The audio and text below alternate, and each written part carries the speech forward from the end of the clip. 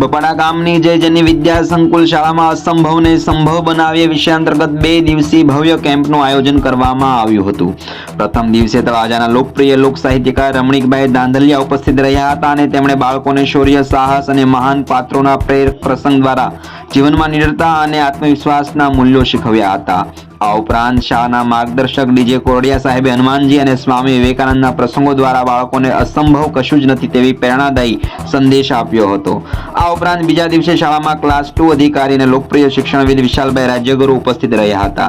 ત્યારે તેમણે સંસ્કૃત સાહિત્ય અને આધુનિક વિજ્ઞાન વચ્ચેનું અનોખું જોડાણ રજૂ કરી અને ઉપગ્રહ અને સેટેલાઇટના કાર્ય વિશે રસપ્રદ રીતે સમજાવ્યું હતું અને બાળકોને ભવિષ્યના વૈજ્ઞાનિક બનવા પ્રેરિત કર્યા હતા।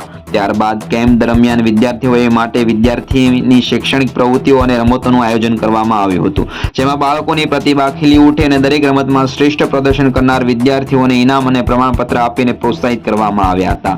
આ સમગ્ર કેમ્પ દ્વારા બાળકોમાં આત્મવિશ્વાસ, પ્રેરણા અને સંસ્કારનું આવેદન કરવાની શાળાની સુંદર આ પહેલ કરેલી હતી। નમસ્કાર। ભવતુ ભારતમ ભવતુ ભારતમ।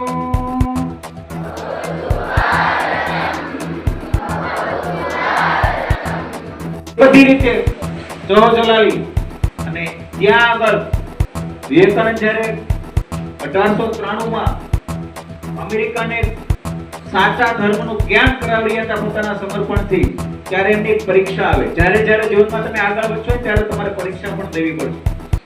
વાદળ નડે કે વીજળી નડે, પાછું વળવું મંજૂર નથી।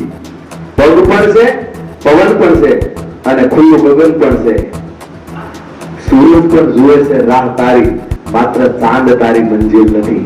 સૂરજ પણ જોવે છે રાહ તારી, માત્ર ચાંદ તારી મંજિલ નથી।